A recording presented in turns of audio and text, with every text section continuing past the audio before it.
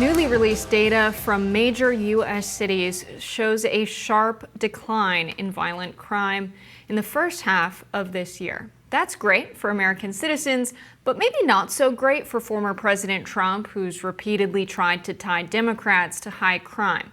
For example, here he is speaking about crime at the RNC. Let's watch. And terrorists are coming in at numbers that we've never seen before. Bad things are going to happen. Meanwhile, our crime rate is going up while crime statistics all over the world are going down because they're taking their criminals and they're putting them into our country. 54 of the 69 major cities saw drops in violent crime, with Columbus, Ohio, seeing the largest drop at 41% so far in 2024. Washington, D.C. and Miami saw a 29% drop, while Austin had a 28% decline and New Orleans declined 26%. President Biden celebrated the news, releasing a statement, quote, "When Vice President Harris and I took office, our nation had just seen the largest increase in murders ever recorded during the previous administration. Immediately, we got to work to make communities safer. Today, new data confirms that our efforts are working and violent crime is at a 50-year low. This did not happen by accident. Our American Rescue Plan, opposed by every Republican in Congress, delivered $15 billion to cities and states to invest in public safety and violence prevention, keeping cops on the beat while working with community leaders to interrupt and prevent crime." But Trump is not buying that America is safer under Biden. He tweeted yesterday, quote, "Are you better now off than you were when I was president? Our economy is shattered. Our border has been erased. We're a nation in decline. Make the American dream affordable again. Make America safe again. And make America great again." So crime and violent crime is going back down, which is a good thing. The trajectory of crime in the U.S. has been, obviously it was very high, and then in the early 1990s it started to decline and declined dramatically in the next decade, and then stayed relatively low. In 2020, the murder rate skyrocketed. 2020 was the biggest single-year increase in murders recorded in a very long time, and even up through 2022. In the midst of the pandemic, crime, particularly violent crime, remained anomalously high. Since then, it has thankfully fallen again in most, not all, but most major American cities. So it is returning somewhat to the norm. So when we talk about crime declining, it's getting back to, it's going back in the direction of where it was prior to the pandemic, prior to the disruptions of 2020 and all of that. So that is a good trajectory. I still think Donald Trump can make the case that, during Biden's presidency, crime became anomalously high and now has receded somewhat, and that is a good thing, but that you were even safer before Biden was president, and that he can do more, Trump can make this case, to make crime continue falling even below where it was prior to the spike. Well, it's not just as low as it was prior to the spike. Crime today is at a 50-year low. So we're not just talking crime returning to pre-COVID levels. Crime is at a 50-year low. So that's significant work. I mean, I wouldn't credit it as much to investments in police as I would credit it to investments in the economy and ensuring working people are doing better after the pandemic. The American Rescue Plan was a policy that did that. There are a lot more infrastructure projects. They've made sure projects like the high-speed rail out in Vegas is a public-private partnership where all of the jobs created are good union labor. I talked to some of these workers and I said, "What does a job like this mean to you, working on Brightline?" And he didn't really care much about who the president was, who got it done, even locally. He just said, "This is a guaranteed job. I have guaranteed work for the next 5 to 10 years." Having that security and not economic instability is, I think, a huge contributor in crime being on the decline. Because I think about the kids where I grew up, and when you're in a neighborhood where you see the same people never leave, never get a better job, never make it out, you lose hope and you're more likely to say, well, if I'm never going to get to experience, the American dream, what am I living for? I might as well do these reckless things to feel something, to live somewhat of a life. It's not hard to understand why young people living in economic conditions that are not favorable to them ever having a good life, it's not hard to understand why those people have proclivity to crime. Sure. Again, and not everywhere is equal. Like the city we live in, for instance, that I live in, that maybe you'll live in someday too. Washington D.C. had had an incredibly high murder rate for the last year or two, and that has come down, but it's not a 50-year low in Washington D.C. It's lower than it was last year. It's still much higher than it was in any of the years of the aughts or the 2010s. So it can be, this is a big country. It can be that, if people are living in cities where there's stabbings and they're witnessing violent crimes in convenience stores or on the train, some of the CVS's by me, places like that, are vandalized constantly. That's why they feel crime is getting worse. Now, it's not as bad as it was a year or two ago. It's still worse than it was before that. Now, in much of the country, you're right. It's gone back to being very low, and that's a good thing. But the disorder in, I would argue, spaces that are disproportionately governed and run by Democrats, including the nation's capital, I think does speak to Republican concerns about Democratic governance and how it has contributed to vandalism, carjackings, robbings, assaults, all those kinds of things. Yeah, I think there's a case to be made for some of the money that's allocated to policing be allocated to crime prevention. Because the police don't have a duty to prevent crime. No, the Supreme Court has ruled time and again that no police officers have a duty to prevent crime. They only have a duty to investigate crime after it happens and to punish people upon finding them. The successful rate of investigations into violent crimes is astronomically low in the United States of America. We need to look at where our resources are going and what the return on investment is when it comes to public safety. And so that's why I think it's good that Biden mentioned that, because there is something to be said for having your community be a positive one to live in, cleaning up graffiti if it's ugly, making sure streets are clean, planting trees so that, the pavements are not extraordinarily hot in the summertime, making life an enjoyable one to live. It has a reduction in crime, believe it or not. And so I think some of these resources should be allocated towards things like better schooling and education and community centers.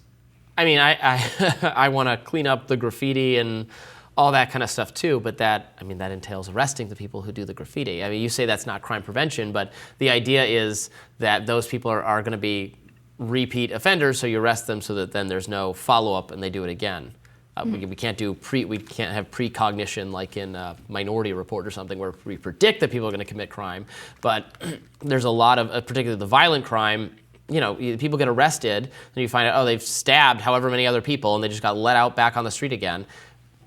Intervene at that level with the police, and you would take care of much of the problem. Yeah. I mean, this is what Republicans are arguing, at least, that it's a lot of criminals who are well known to authorities, who are released, who are not charged. In D.C., it's specifically because the judges have made it, the judges which are appointed by the president rather than elected by the people who live in the district, or appointed by people who are elected by people who live in the district, have taken a position that you can't charge anyone for anything. And so we have the element of the population that is responsible for the extraordinary majority of crime not being policed sufficiently. Yeah, we have so much money going towards our police that this idea that more money to the police will somehow fix the issue. I didn't say more money to the police is going to fix any issue. I don't think more money to any government department is going to fix any issue. I think that but you think more money to education is going to fix? I'm That's consistent. actually proven in statistics that additional money given to education does reduce crime in an area. No, I don't believe that at all. Okay, you don't have to believe the research. The research has been done, and there's a clear, solid causal correlation. There's also research that shows more money spent on policing does reduce crime. Where? We've had experts on the show cite that research. So in the United States today, according to the Bureau of Justice Statistics, in 2022 they found that 41.5% of violent crimes are ever solved and 31.8% of household crimes are ever solved.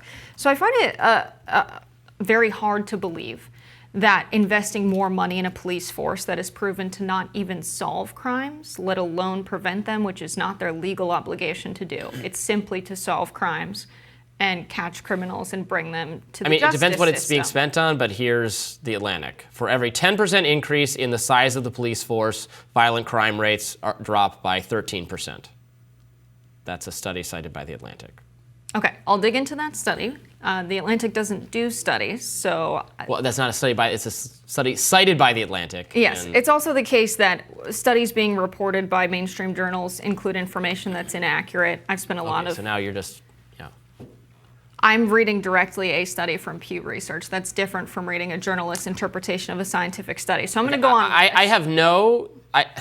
I'm not trying to prove that more government spending makes things better. I don't generally believe that. My point is, you can find on every public policy issues. I mean, you know this. You can find a study that says spending more money on policing makes things better. You can find one that says the opposite. You can find one that says more money on education makes things better. You can find one that doesn't. Which is why I'm not focusing on that, Robbie. So I'm going to go on with what I was saying. According to the Bureau of Justice Statistics, 41.5% of violent crimes are solved, and 31.8% of household property crimes were even reported to the authorities.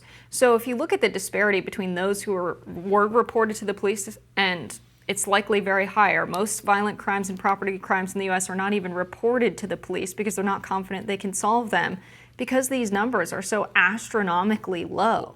And so if you bring a crime to the police and they're not able to even figure out who did it or why, how is investing more money in a police force that is proven to not work going to create any sort of long-term solution for a problem of exponentially high crime? Well, let me answer that. I think ideally you would spend more money on investigators, on clearing crimes, on prosecuting criminals, and then you would spend less money on the SWAT team that knocks down your neighbor's door in the middle of the night and confiscates their drugs or whatever, that kind of thing. So less money on military-style policing, military-style gear for unconstitutional raids that most Americans don't like, and more money solving crime and prosecuting violent criminals. That would be the Robby solution, but and probably what most people want, but that's my idea. Yeah, there's a lot of data that shows no correlation between increased police spending and crime. So there's a whole host of data that's cited when you look at this. Human Rights Watch is one of the organizations that assesses this nationally, because in the United States, notoriously you have this problem of people who are investing in studies to be conducted have an opinion as to what the end result or policy solution should be. That's a major problem. So looking at a compilation of studies, you really see that actually it is the case that spending money on preventing crime and addressing the problem at the root cause by ensuring people have economic opportunity and education and community centers, that these things reduce crime much more effectively than paying people who barely ever solve crimes to have a presence in a neighborhood. Okay, I'm reading from this Atlantic article. They write, the benefits of funding don't stop with the police. The speed with which courts dispose of cases has been considered central to criminal deterrence for centuries. Supporting this, probation programs that impose what experts call swift, certain, and fair sentences have been shown to deter drug offenders in Hawaii and drunk drivers in South Dakota. The idea being you need more funding in the court system so that you process, charge, and sentence people and then send them to prison in a timely manner, so the criminal element connects in their mind, if I do this criminal thing, the punishment will be swift, certain, and fair, and that helps deter crime. Yeah, I think people, when they think about public policy, think about what kind of society do I want to live in? Yes, we have crime today. Yes, when you have a hammer, everything looks like a nail. You want to put people in jail. You want to arrest them when they commit crimes. We have people sitting in jail awaiting arraignments, and that's supposedly, against the laws of our land, that you're innocent until proven guilty. So when you think about what kind of society you want to live in, do you want everyone who commits a crime to be arrested and put in jail, or do you want to live in a society where people don't commit crimes in the first place and the public spending goes to things more so like education and community centers to prevent it? I think it's more so about what society you want to live in. Because we could live in a society where we have a huge prison population, which we do, or we could look at the other models of governance, like in a lot of countries in Europe, like Sweden, where there is that investment and there's much lower crime. Well, before we get into a whole argument about that, I mean, people on the right would say Sweden invests in a lot of having a cultural homogeneity that makes for less crime in the society than we do in America, which is this melting pot of different and clashing experiences of people of all sorts of different classes and backgrounds, and that's why we have crime and they don't. But yes, resources being withheld from Black Americans has correlated to worse economic outcomes for African Americans and Black Americans, and therefore higher Sweden is crime. not withholding is not lavishing resources on They live in Black a homogenous Americans. society. I was Right. demonstrating your point, but because America is racist doesn't mean this model can never work. That's not what I was saying. But we'll leave it there. More Rising right after this.